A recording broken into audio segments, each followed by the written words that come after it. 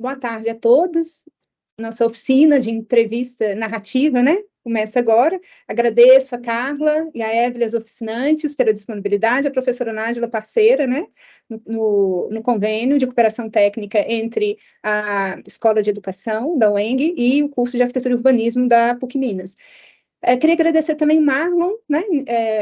Bolsista de iniciação científica, a Bárbara, a bolsista de extensão, que está acompanhando a gente, a Maria Clara, que é orientanda da Carla, e a Arícia, que está aqui conosco.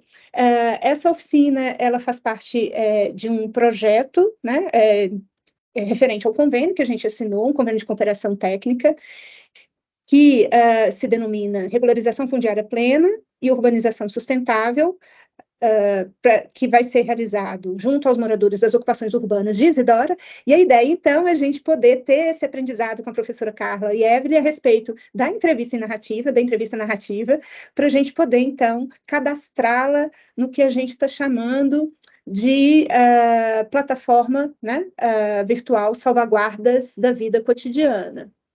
Acho que é por aqui eu consigo, né? Vocês conseguem acessá-la pelo site do Grupo Produção do Espaço Urbanos nos Brasis, as salvaguardas da vida cotidiana, né? Ele pretende, então, cadastrar ou registrar essas memórias da luta de autoprodutores por permanecer no lugar ou realizar melhorias habitacionais e urbanísticas nos seus territórios. O link para a gente acessar é esse daqui, né? É um link da plataforma O Shahid, e a gente tem dois mapas, né? Um mapa que refere-se à história, às memórias desses moradores que lutam por um pedaço de chão, e aqui, né, esse outro mapa, vocês moradores são valiosos para nós, em que os arquitetos ou outros especialistas, antropólogos, sociólogos, educadores, enfim, possam fazer um registro técnico dessas memórias que os moradores nos contaram no mapa Nós Resistimos na Cidade. Vou apresentar a vocês a professora Nájila, né, que é a nossa parceira nesse convênio e que é a coordenadora do projeto na Faculdade de Educação.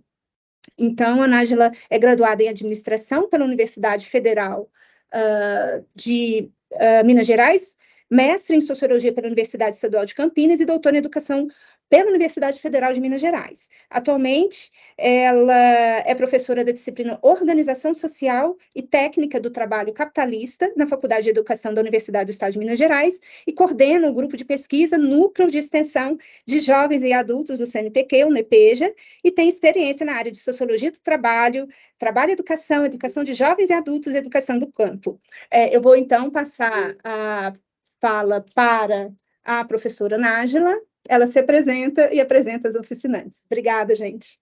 Bom, boa tarde, né? Queria agradecer a Viviane pelo convite, né, ao NEPEJA, né? Não só pela parceria no projeto, mas também da gente estar fazendo, acho que essa é a segunda oficina que a gente faz, né? Sim. Muito legal, assim, muito bacana essa interlocução, né? Agradecer a todos que estão aqui presentes e agradecer também a Carla, né, e a Evelyn por terem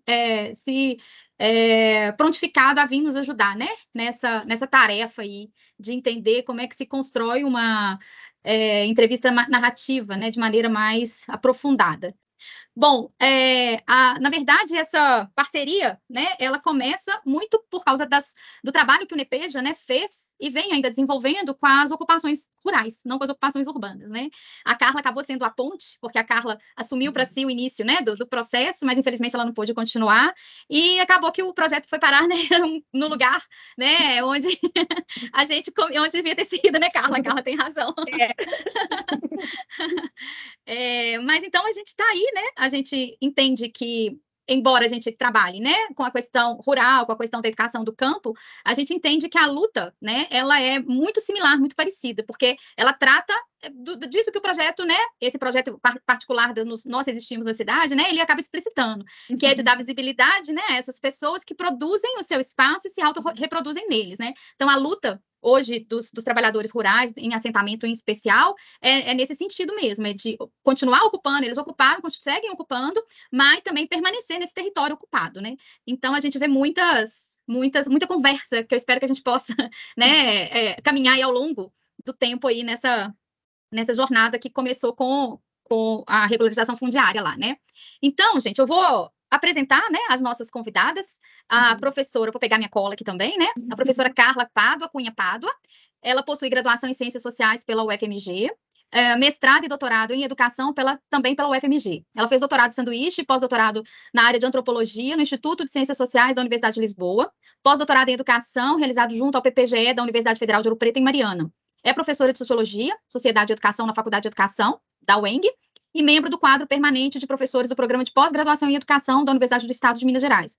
É sócia da Associação Brasileira de Antropologia, na categoria colaboradora, tem como interesses de pesquisa os estudos sobre identidades étnico-culturais, educação indígena, interculturalidade, narrativas docentes, formação de professores para diversidade cultural, cultura e memória, ambiente e cultura em uma perspectiva socio-antropológica. Bem-vinda, Carla.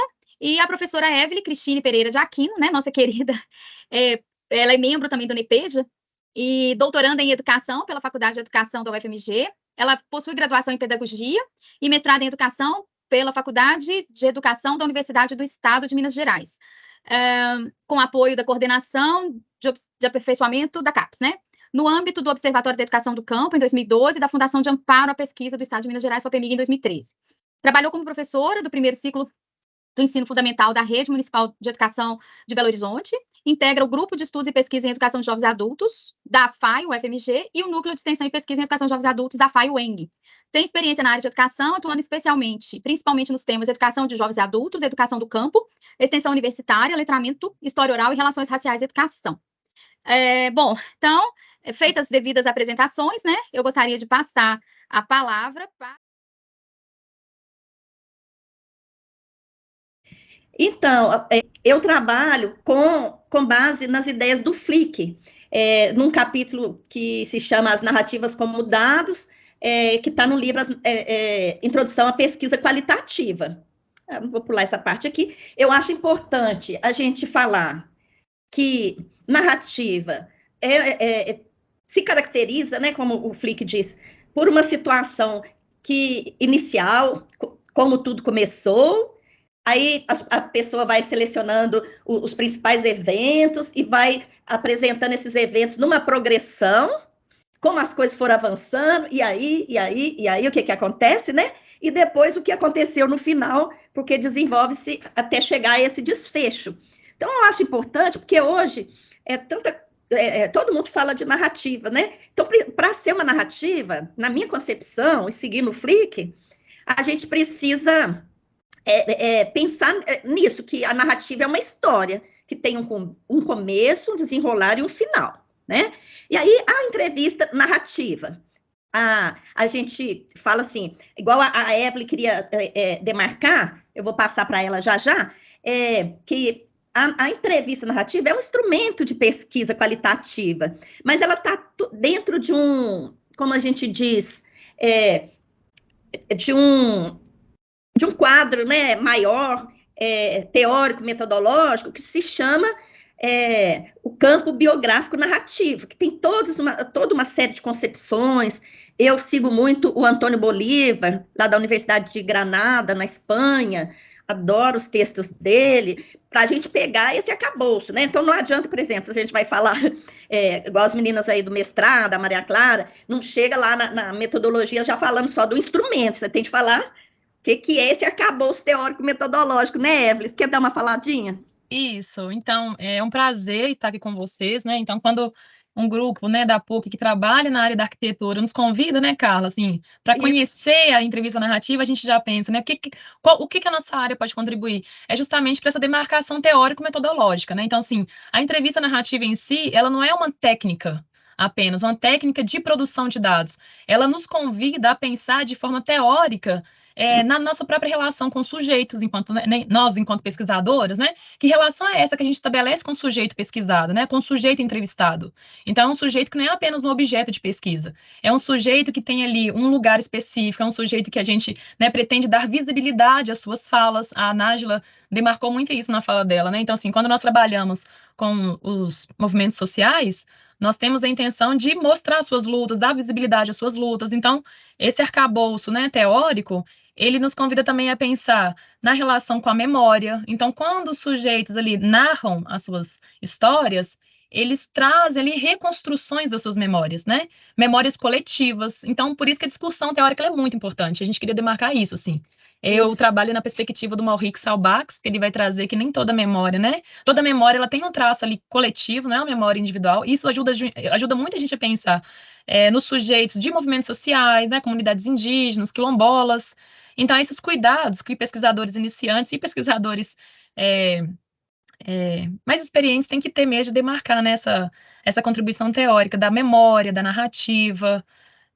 Eu penso que é isso. Assim. Eu queria finalizar trazendo uma reflexão que a Ecléa Bose traz, que é uma das nossas referências, que ela fala assim: lembrar não é reviver, mas refazer, reconstruir com imagens e ideias de hoje as influências do passado. Então, quando vocês forem realizar a entrevista, o nosso, né, colaborador de pesquisa, ele vai trazer imagens do passado, da sua história, a partir da sua vivência no presente.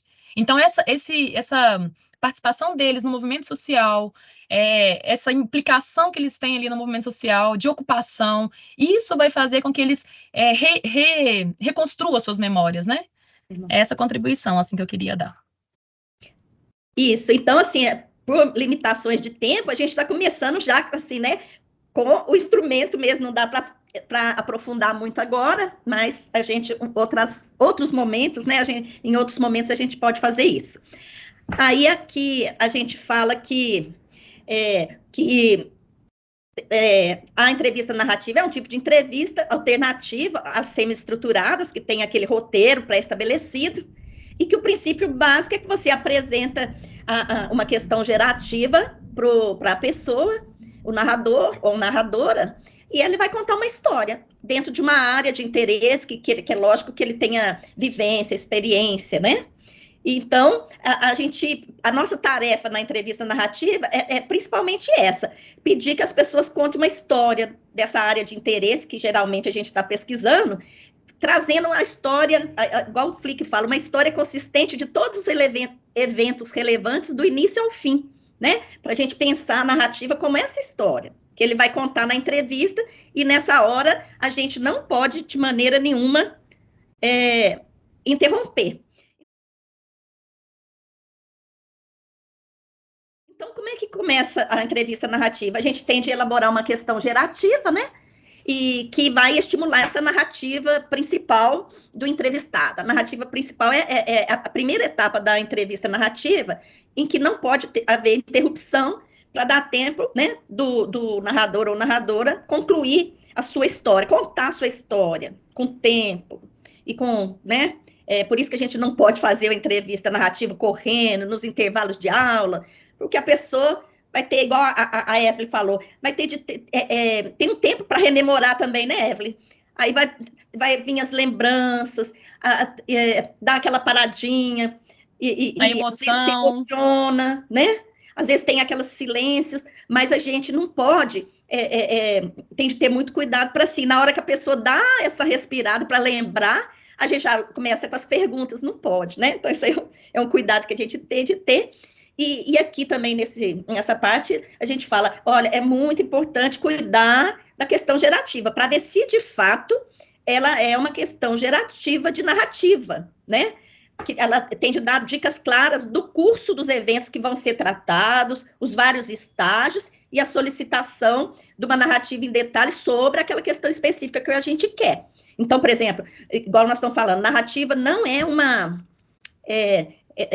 não é uma explicação, é uma história. A pessoa vai contar uma história. Então, se você começa pedindo explicação, danou-se tudo. Então, a gente tem de cuidar muito do jeito que vai perguntar, né? Então, tudo depende da forma como essa questão gerativa vai ser formulada para ver se gera uma boa narrativa. Então, essa questão vai servir para estimular essa narrativa e concentrar a narrativa naquela área de interesse ou período que a gente quer.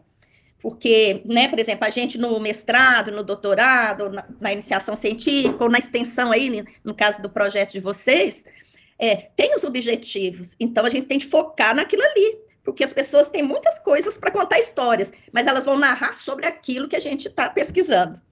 Então, deve ser formulada com clareza, sendo específica de maneira suficiente sobre aquele domínio da experiência que a gente quer que seja o tema central dessa narrativa, né?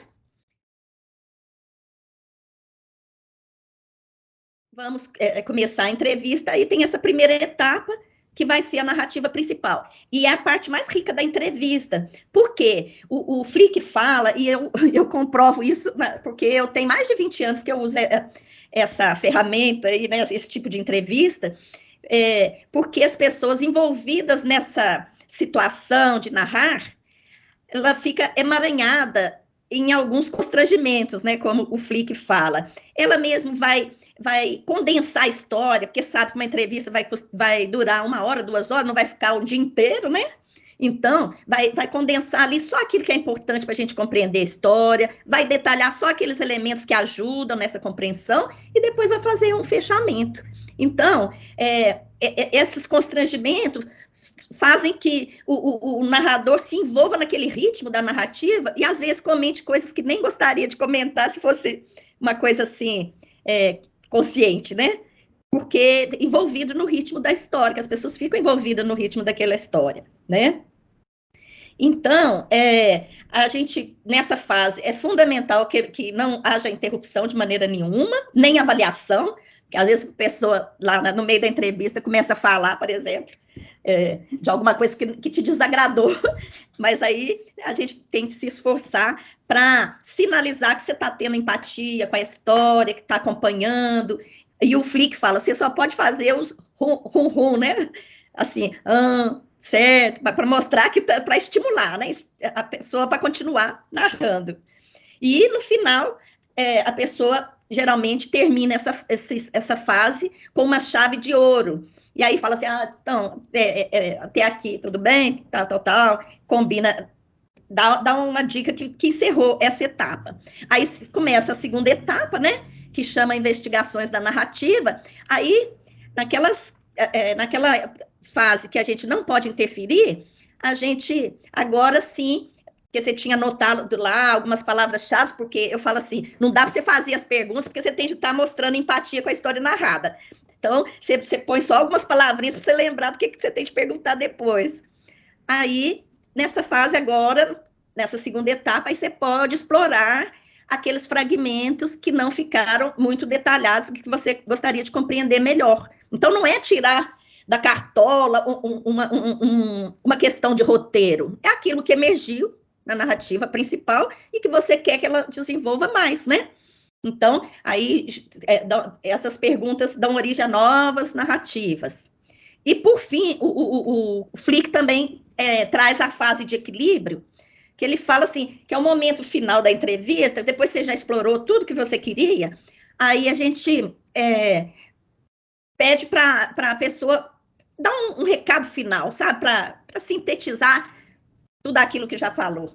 Que pode ser também sobre a forma de outras perguntas, que pode ser até mais descritivas ou argumentativas, mas ele fala assim, mas sempre pedindo mais como aquilo aconteceu, em vez de explicar por quê.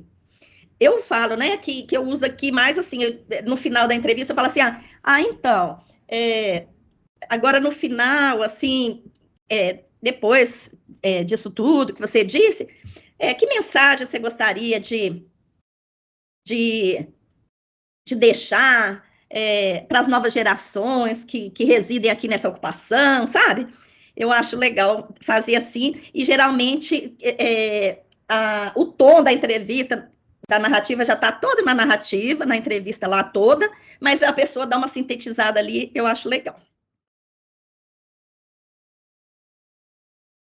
Uma coisa, então, não é que na entrevista narrativa, não é que a gente não interfere, as nossas intervenções são só adiadas para o final, né?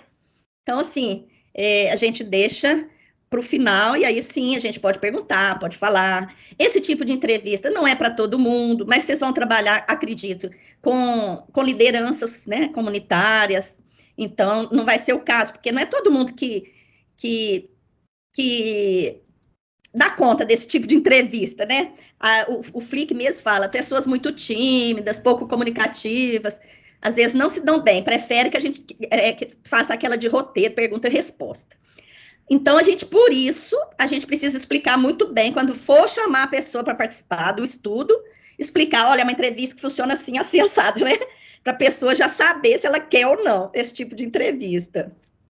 E a gente precisa treinar a equipe, né? Essa escuta ativa, eu acho isso mais difícil, gente. Porque, igual eu falei, às vezes você está ali, a pessoa está contando, ela dá uma paradinha para respirar, você já joga uma pergunta. Então, em toda entrevista, eu acho que tem que ter essa delicadeza do saber ouvir, né?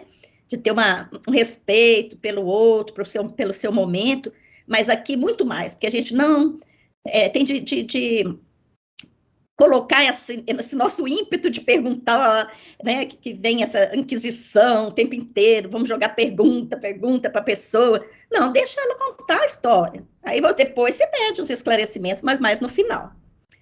Aí, para saber se a questão gerativa estava certa, estava funcionando, a gente fala assim, vamos fazer a primeira, pelo menos, de ensaio, e depois vamos discutir no grupo se ficou boa, se teve algum problema na condução. Eu acho isso legal, ainda mais que vocês vão trabalhar em equipe, né? Ele também fala da entrevista episódica, mas eu não trabalho com essa, porque é aquela que reintroduz o diálogo, né? Do entrevistador com o entrevistado, a partir de tópicos. Eu vou estudar a relação com as novas tecnologias. Aí joga as perguntas e deixa a pessoa narrar, e você pode sair perguntando, narrar. Então, tem várias formas de trabalhar com narrativas.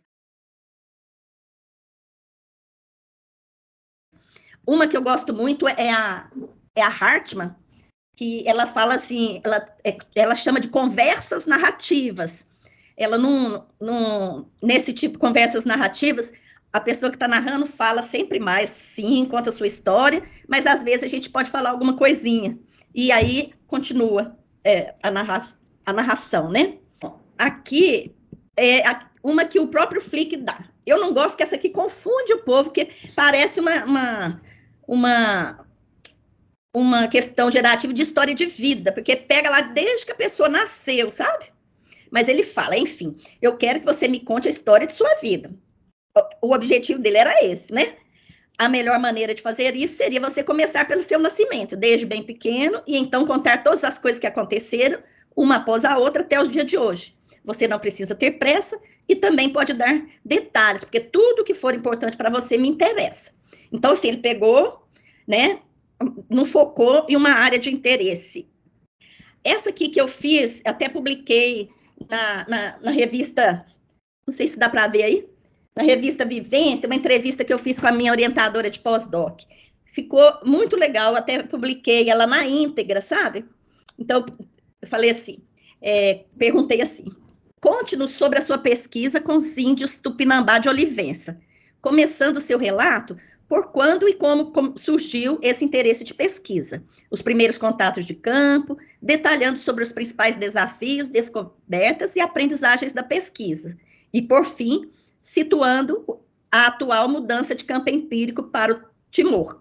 Então, ou seja, eu queria saber por que uma antropóloga portuguesa veio estudar os índios tupinambás lá da Bahia, né? Então, como é que surgiu, quando foi, como é que ela chegou aqui no Brasil, como é que ela começou a pesquisa, e por que agora ela mudou para estudar lá o Timor, e não continuar essa pesquisa aqui no Brasil. Então, ficou uma entrevista excelente, assim, deu muito certo o jeito que ela contou toda a história, sabe? É muito legal quando dá certo, né? Eu acho que eu troquei a ordem, essa ficou 4, mas seria 3. Essa aqui de uma orientanda minha, a Ana Paula Santana, a pesquisa dela ficou lindíssima, sobre os educadores de imigrantes. Ela fez assim, conte-me sobre sua experiência na educação com imigrantes, começando por quando você iniciou esse trabalho com imigrantes adultos, quais as motivações o levaram a aproximar-se dos imigrantes e qual a relação dessa atuação com o movimento social que participa. Relate ainda em detalhes como você organiza os momentos de ensino-aprendizagem, o que leva em consideração na preparação e mediação das aulas. E, por fim, comente sobre a atual situação da educação de imigrantes hoje no país. Então, vocês veem, né, que fala tanta coisa, mas, por exemplo, ela, entre os objetivos dela, tinha lá como é que a pessoa dá aula para imigrante. Então, ela tinha de perguntar isso em algum momento. Ela ia começar de onde? A demarcar o tempo. Qual que seria o começo? Nós não falamos que a pessoa tem de contar uma história. De um início, um desenrolar até um desfecho. Então, quando você quer que ela comece? Quando a pessoa começou a trabalhar com imigrantes? Como é que foi a descoberta desse trabalho, né? Que questões apareceram? Dentro de qual movimento social, que ela pegou de 3 movimentos diferentes, aí como é que ela faz a preparação das aulas e tal. Então, essa aqui, aí eu tinha trocado, a Aline, que defendeu esse ano, ela estudou professoras iniciantes. Também, ela foi bem sucedida, as entrevistas ficaram boas, o trabalho ficou bem legal. Ela falou, eu gostaria que você me contasse sobre as suas experiências formadoras no início da carreira docente, começando por como você foi recebida na escola, os apoios recebidos nesse começo, depois detalhando sobre as dificuldades e também as aprendizagens desse momento na carreira. E, por fim, relatando como sua trajetória de vida e de formação interfere no ser docente hoje e no futuro. Então, gente, vocês veem que é uma coisa assim ampla, mas a pessoa constrói uma narrativa que acaba abordando tudo isso. É interessante. Se não abordou é porque não tinha a ver. E, por fim, a Maria Clara aí, nossa querida orientanda, está começando a pesquisa, já fez uma entrevista, parece que deu certo. Não ficou muito longa, não, mas esse tema é meio difícil, né? Ela fala assim, conte-nos sobre a professora que você é ou imagina ser, ou como você se percebe como uma professora, começando sua narrativa por quando e como aconteceu sua escolha ou contingência pela docência. Depois, detalhes sobre sua trajetória de formação e pelas principais influências recebidas durante esse percurso para se tornar docente. E, por fim, considerando a pessoa singular que você é, relate como tudo isso interfere na sua relação com a docência. Então, é isso, gente. E Evelyn, a gente agradece demais, né? Tanto compartilhamento aí de tanta experiência. Eu não sei se a Nájila quer falar, mas eu queria contextualizar um pouco, né, sobre a nossa necessidade de ir atrás desse tipo de entrevista, porque para a gente, enquanto arquiteto urbanista e assessores de movimentos populares, vamos dizer assim, né, de luta por moradia e luta por direito à cidade, a gente entendia que a própria prática de autoprodução do espaço é também uma prática política. Então, a gente precisava, né, entender o que são esses processos de autoprodução do espaço e como que essa prática ela alcança resistências e contra, né, as tentativas de ameaças e as ameaças de expulsão. Né? Então, são ou moradores de ocupações urbanas que sempre são ameaçados de expulsão, ou são catadores de material reciclável que trabalham na rua, que também são muito invisibilizados. Então, a ideia realmente da gente aplicar essa técnica é reconhecer, né, a importância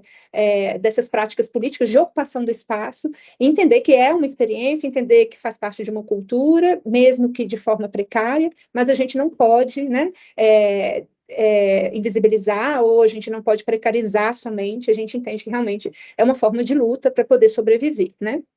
E, enfim, achei que foi muito legal a exposição, para a gente ficou muito claro. Sim. E só te interrompendo um minutinho, foi bom você lembrar, né, do tipo de público, de sujeitos, né, que vocês vão trabalhar, porque a gente está falando que é essencial ter uma boa formulação da questão gerativa, mas ela tem de ser, como é que chama? Tem umas autoras aí que elas falam muito, como é que fala? Esqueço o nome. Em resumo, é assim, que a gente precisa transpor as perguntas do pesquisador nas questões da maneira como vai ser melhor compreendida pelos sujeitos. Né? Entendi. Fazer essa adaptação. Então, por exemplo, essas que eu apresentei eram educadores, gente formada, com ensino superior, com experiências, mas, por exemplo, acredito que com esses sujeitos que vocês vão trabalhar, tem de ser outra linguagem, tem de ser passar as nossas, primeiro a gente, né, pensar qual que é o nosso foco, onde que a gente, a partir de quando que a gente quer que ele conte essa história, quais os detalhamentos que a gente está solicitando e tal, mas assim, na linguagem popular. Então, assim, com jovens também, ainda mais com jovens, às vezes, que tem problemas na escola, às vezes a gente tem de ter essa, às vezes é uma dificuldade, transformar aquelas questões do pesquisador em questões que esse jovem, ou que essa liderança, ou que essa pessoa que vocês vão entrevistar, entenda e sinta-se à vontade para contar a história. Eu acho que esse é um cuidado muito importante, né? Porque tem a técnicazinha da questão gerativa, mas tem essa transposição da linguagem aí, que eu acho que é fundamental, né? Isso. Eu não falei, Carla, mas a gente, enquanto grupo de ensino, extensão e pesquisa, né, produção do espaço urbano nos Brasis, a gente tem 3 linhas de atuação.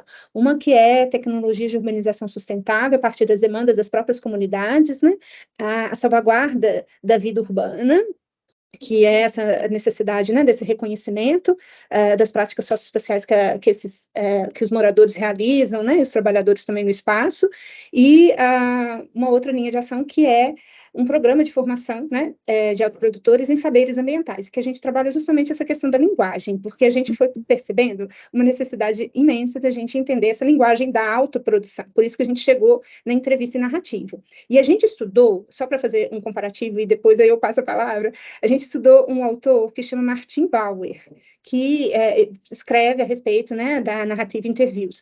E aí, a gente, segundo ele, a técnica que ele usa é primeiro fazer um apanhado de perguntas que os técnicos querem entender. Então, a gente faz uma relação de perguntas técnicas que a gente quer entender e depois, no segundo momento, claro, antes de iniciar a pesquisa, a pergunta, a entrevista, a gente faz uma tradução, a gente olha para aquela listagem de perguntas, tenta agrupar perguntas que são do mesmo interesse, e aí a gente elabora uma pergunta, ou 2 ou 3, que sejam representativas desse rol, né, de questões. E ao final da narração, quando a gente quer entender algo em específico, a gente faz isso, a gente volta na passagem da contação de história e com o mesmo vocabulário das pessoas, a gente pede para a pessoa detalhar a passagem, né?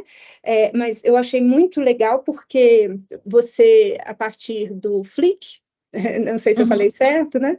Eu acho que dá para a gente aqui na nossa plataforma detalhar um pouco mais essa pergunta, questão geradora, porque a gente coloca, sim, na plataforma. A gente pede para as pessoas contarem suas memórias sobre o lugar e como ele se transformou ao longo do tempo. Então, acho que aí a gente consegue, a partir desse debate que você sugeriu, né, da gente ajudá-los a detalhar essas transformações em sequência, né, que foram ocorrendo, e, claro, deixando espaço para essas questões emanentes que você disse, que vão surgir, né, na própria narração das pessoas. A palavra era essa mesmo, a autora fala de questões exmanentes em questões imanentes. Exatamente. Né? Quando são as do pesquisador, né? Então, a gente transformar nas questões dos entrevistados, no caso, imanentes, né? E aí além dessa pergunta que a gente pede para as pessoas contarem sobre o lugar e como ele se transformou ao longo do tempo, a gente faz uma segunda pergunta e pede para eles contar ou relatar, né, sobre a história de luta da pessoa para buscar um lugar para se viver. E a gente pede também para ele contar as melhorias que ele e os seus vizinhos realizaram na região onde moram ao longo do tempo. Então, acho que vale a pena a gente, como equipe, né, poder discutir um pouco mais essas perguntas que estão na plataforma. Acho que daria para juntar. Daria para juntar, Carla? Eu acho, porque aí a pessoa vai contando, sim. Né, porque se o foco maior for nas lutas, né, aí põe ela primeiro ali. Ah, entendi. Ótimo, ótimo. Né? E as transformações, elas vão vindo mais ou menos concomitante com as histórias, com as lutas, né? Entendi. Muito bom. Mas a gente pode até fazer um exercício aqui para ver se dá certo desse jeito. Ah, eu acho ótimo. Mas se a gente pensar, né, Uhum. dessa forma que o Flick propõe, Sim. eu acho que daria para ser junto, né? Junta e ter uma ordem de prioridade, priorizar essa questão da luta. Qual que é o foco principal? São as Uhum. lutas São as ou lutas. são as lutas, né? Né? Porque à medida que É. eles contam as lutas, eles vão revelando, né, as transformações que o espaço passou, né? Porque aí chega... E até chegar nessa situação atual, e hoje, como é que tá, sabe? Ainda colocaria mais um tópicozinho aí, e hoje, como é que tá a situação, né? Ótimo, muito bom, muito bom. Eu queria ouvir dos alunos, né, ou das pessoas que estão aqui com a gente, Maria Clara, Cláudia, Arissa, Marlon e o Caio, se tem alguma questão, alguma colocação. Boa noite. Boa noite. Então, eu queria falar um pouco sobre a experiência que a gente teve lá na Vila Itaú, para poder perguntar uma dúvida, na verdade.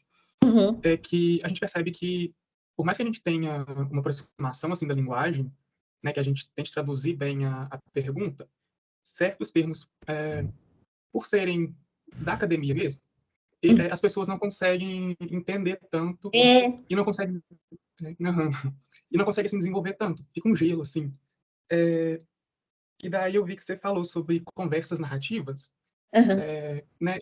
E daí fica um pouco essa dúvida, assim, de quando você quer que a pessoa desenvolva mais sobre algum tema que é importante para a pesquisa, mas a pessoa não está desenvolvendo tanto, e daí, por exemplo, você sente que ela chegou perto de falar sobre aquilo. Aí, como fazer com que a pessoa fale mais, mas ainda com a preocupação de não interromper, para ser essa coisa grande, a pessoa não pode nem, sei lá, dar uma pausa de 1 segundo que a gente já quer interromper, né? Então, um detalhezinho lá que talvez a gente não interesse, por exemplo, na entrevista da Ana Paula, a pessoa, assim, usou um tempão da entrevista contando a história dele, que chegou lá do... como é que fala? Como é que chama, gente? Um dos principais grupos de imigrantes, esqueci o nome agora. Aí ela não teve tempo de usar isso, de explorar isso na dissertação dela, mas depois fez um artigo e publicou, entendeu? Então, assim, a pessoa dá uma desviada para contextualizar. A gente que tem aquela objetividade, né, no caso da academia, para você cumprir aquilo com prazo e tudo. Mas aí eu fico, mais na hora que você estava falando, eu fiquei pensando, será que ele formulou bem a pergunta? Porque se não pôs o foco que você quer, com certeza a pessoa não vai falar. Esse que é o problema, que a pessoa tem histórias de tudo quanto é jeito, né? O Larossa fala, a nossa cultura é um herbário de histórias, tem 1000 histórias para contar. Se você não pede um foco ali, não pede, né? Não sinaliza os estágios, às vezes a pessoa não vai responder aquilo que você quer, aí ela vai desviar muito, vai ficar sem foco, né? Então, eu acho que a gente precisa pensar bem. Agora, no caso da Hartmann, eu posso até depois mandar para a Nájila, mandar para vocês o texto dela, que é muito bom mesmo. Ela fala assim que de todo jeito, a pessoa, ao contar histórias para a gente, eles estão fazendo uma história de vida, mesmo que não seja uma história completa da vida, mas isso tudo que eles contam são histórias de vida, né? E aí, ela só não segue, por exemplo, o Flick, da gente não poder interromper de jeito nenhum. Ela integra aquilo na narrativa, por exemplo. Ela está conversando com o sujeito, ele está contando uma história. Aí tocou um telefone, aí atende, aí ela aproveita para parar no texto e entra com outras coisas. Quer dizer que é normal. Aí ele pergunta assim, como é que mesmo o nome daquilo? Ela pega e responde, entendeu? No caso do Flick, a gente tem que ficar lá, né? Não pode falar nada. E aí, aqui pode, mas não é muito também. Você não vai ficar entrando muito, porque o objetivo é igual a Evelyn falou, a Viviane falou, o objetivo de vocês é trazer as narrativas dessas pessoas invisibilizadas, pouco ouvidas. Então, nós pesquisadores temos de ficar assim nos bastidores, né? Tentar diminuir esse impulso nosso da gente estar no comando, porque a entrevista semi-estruturada, só a gente pergunta, a gente escolheu, quer que você fala disso, não pode desviar, né?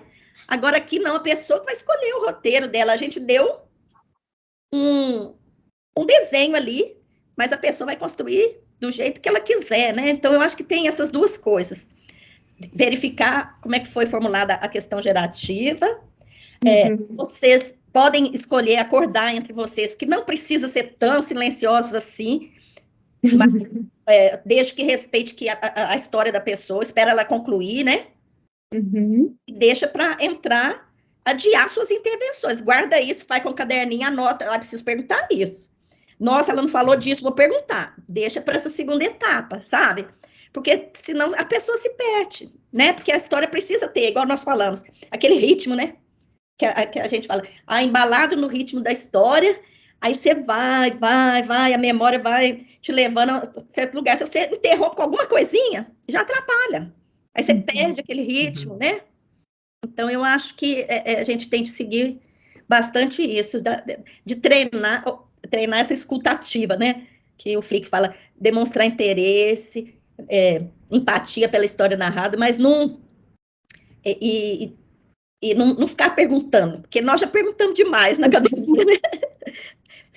Se não vira que as perguntas de jornalista, vocês já viram, né, gente? Eles não deixam a pessoa nem responder, já fala, olha lá, a Evelyn está querendo falar. No mestrado eu tinha essa ansiedade. Quando eu fiz a entrevista com os integrantes da MST, eu ficava numa ansiedade, assim, eu não deixava a pessoa nem respirar, né? E o silêncio, ele faz parte desse rememorar, né? O silêncio, a pausa, o esquecimento, porque às vezes a pessoa esquece, vocês ficam muito atentos a isso. Esse esquecimento, ele pode ser uma estratégia, né? Então, assim, nem a pessoa, quando ela vai narrar, ela seleciona fatos para serem narrados. Então, algo que vai falar para você, Marlon, às vezes, não falaria para outra pessoa, porque isso vai depender do vínculo que o entrevistador tem com aquele sujeito que vai ser entrevistado. Cuidados que a gente tem que ter também, né? Então, assim, pensar no ambiente que essa entrevista vai ser realizada. Então, pensa numa uma mulher que sofre com violência doméstica, quando ela é entrevistada em casa, na presença do agressor, ela não vai narrar determinados fatos. Então, é o cuidado de falar do objetivo da pesquisa e perguntar à pessoa em qual espaço que ela deseja ser entrevistada. Eu parto muito desse princípio. Eu pergunto, onde você quer ser entrevistado? E aí eu vou aonde a pessoa deseja. Eu já fui até na parte onde a pessoa planta, sabe? Na plantação, para conversar com as pessoas. Então, é esse encontro, né? Tudo faz parte do encontro. Se a entrevista é realizada na casa da pessoa, vai ser de um jeito. Por quê? Ali na casa, ela tem acesso, a Cleia Bossi vai chamar de objetos de memória. Então, ela para a narrativa, pega uma foto. Ela vai lá na estante, pega uma foto e fala, olha, Marla, essa foto aqui é de quando a gente ocupou e fez esse ato. Tá vendo aquela bandeira ali? E aí ela vai complementando a narrativa com elementos do próprio espaço. E aí, se a entrevista é realizada na universidade, ela vai trazer outros elementos, né? Então, quando vocês forem pensar nessa entrevista, é pensar no encontro como um todo. Onde ela vai acontecer, na presença de quem. Eu já fiz entrevista com uma mulher que ela esquecia vários fatos da história dela, a dona Maria. E aí, a entrevista foi realizada na barraca dela, e o esposo dela estava presente. E ele parecia que era uma extensão da memória dela, sabe? Ele complementava a narrativa dela o tempo todo. E aí ele falava, não, foi assim mesmo. E aí, às vezes, ele concordava com as coisas, ou ele ajudava ela a relembrar outros fatos.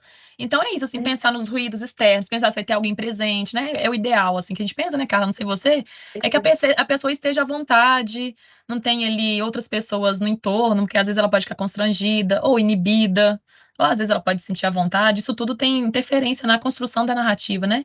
E de você também na relação com aquele sujeito. Eu lembrei também, Evelyn, de uma orientanda minha que pesquisou umas comunidades tradicionais ali na Serra do Cipó, e ela fez assim as entrevistas com caminhadas, que as pessoas iam falar do espaço, com as crianças acompanhando, sabe?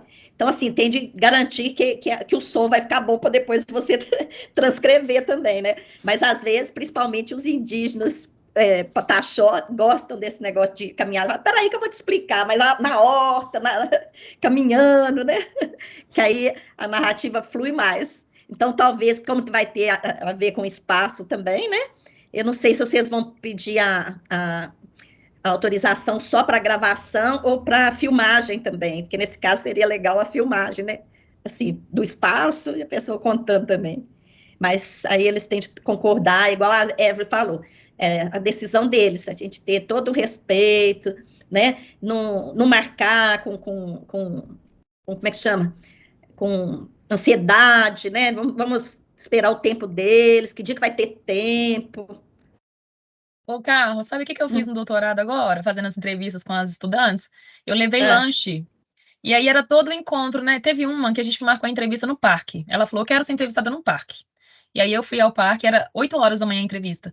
E eu tava gestante na época, sentia muita fome, e eu pensei, vou levar um lanche pra gente lanchar. E aí quando eu cheguei, eu perguntei pra ela assim, você quer lanchar primeiro ou a gente já faz a entrevista? Ela falou assim, não, eu aceito lanchar primeiro porque eu tô com muita fome. Eu não tomei café hoje. Então, assim, coisa do contexto, uma coisa tão simples, a gente não pensa no lanche. A gente vai encontrar com a pessoa e não pensa que a pessoa às vezes vai falar rapidamente porque ela tá com fome.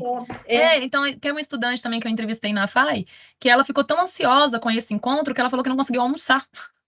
Então, são coisas assim tão inusitadas, né, que a gente não pensa. A gente pensa só no momento da entrevista, mas esquece de pensar no encontro em si. Foi a partir de um texto seu com a Inês Teixeira que eu comecei a pensar no encontro, Carla. A Inês era muito preocupada com isso, né? Isso mesmo. Muito bom, né? Muito rico essa troca de experiências, né, Marlon? Eu queria lembrar... Sim, Marlon, e acho que vale a pena a gente reforçar que uma técnica, um recurso, não é técnica, mas um recurso que a gente utiliza enquanto arquitetos e urbanistas para realizar essas entrevistas narrativas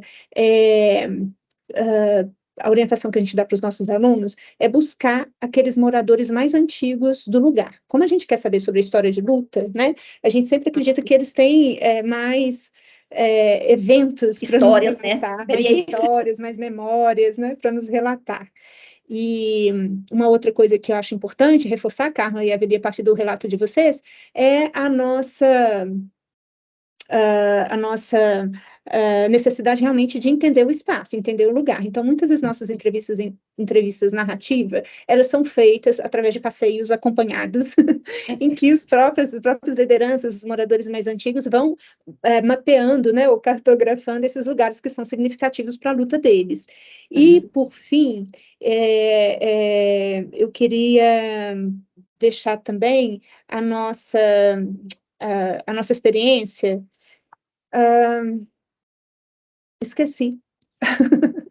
Além de solicitar essa entrevista com pessoas mais antigas do lugar, sim, uma outra experiência que a gente teve, que eu acho que é legal também, quando a gente começou a estudar as entrevistas narrativas, a gente queria alcançar, né, o que era simbólico para essas pessoas, o que era valoroso para elas, e era muito importante a gente conseguir obter essas falas mais espontâneas, né?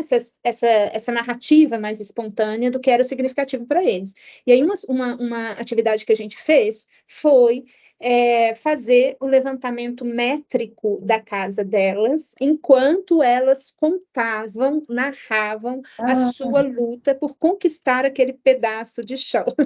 Então, foi uma estratégia até do professor Tiago Castelo Branco, que nos sugeriu naquele momento, que foi interessante. E aí a gente montou uma equipe, Marlon. A gente tinha uma equipe, uma pessoa media, o morador media junto, a gente fazia esse levantamento métrico junto, um outro aluno fazia um levantamento fotográfico à medida que ele ia apontando as questões, um outro aluno ficava com contato visual, como Carla falou, e sempre incentivando a pessoa, né, a contar a história, e um quarto aluno fazia o registro num caderninho, para a gente poder voltar ao término da contação de história, a gente poder voltar àquele ponto e, de novo, com as palavras dele, com o vocabulário dele, a gente pedir para detalhar uma questão que emergiu ali ou algo que a gente gostaria de um detalhamento maior.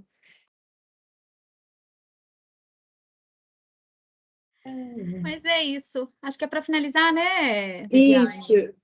Eu gostaria de agradecer imensamente. Eu estou cheia de dúvidas, você acredita? Mas vai ficar para uma próxima. Ainda bem que os meninos estão lá do nosso lado. Eu gostaria de agradecer imensamente, né, a Evelyn, que é, né, a Evelyn super, super importante no NEPEJA. Você sabe que a Evelyn ela foi aluna do NEPEJA e hoje é professora do NEPEJA, então assim, é muito orgulho, né? Formou lá na FAI, depois fez mestrado lá. Parabéns. Professora. Então é muito bom escutá-la, né? E gostaria de agradecer imensamente também a professora Carla, né? Por ter sido, ela foi a ponte ponte, né, da gente estar aqui nesse momento. Se não fosse por ela, nós não estaríamos aqui. Verdade. E espero que a gente avance, continue, que a gente consiga realizar esse projeto, gastar esse dinheiro, mas que, para além disso, a gente possa construir novas pontes e né, que seja um trabalho assim, longínquo e profícuo para todos os grupos, para os nossos grupos. Eu vou separar os textos para você mandar aí para o pessoal. Agora eu lembrei, Mulaert et al. E esse Bauer pode ser que seja o do Jovem Kelovic e Bauer. É esse mesmo. Então a gente trabalha com ele também. Exatamente. E aí eu faço o convite para Carla, para Evelyn, para Nájila, Cláudia, Maria Clara, né? Que estejam presentes aí na segunda-feira que vem, quando a gente vai aplicar, né, essa entrevista narrativa com esse foco de ouvir as memórias de luta da ocupação Vitória, uma das ocupações da região de Isidoro, onde o nosso trabalho vai ser realizado. Então, fica aí o convite, se vocês estiverem disponíveis, né? A ideia é que o Marlon, o Caio e a Bárbara possam fazer esse primeiro teste para a gente avaliar e fazer futuramente, né, os ajustes, os acertos necessários. Fica aí o convite. Obrigada, foi muito bom. Muito obrigada, gente, pelo convite. Um abraço, muito obrigada. Tchau, Abraço, obrigada. tchau, tchau. Tchau, Obrigada.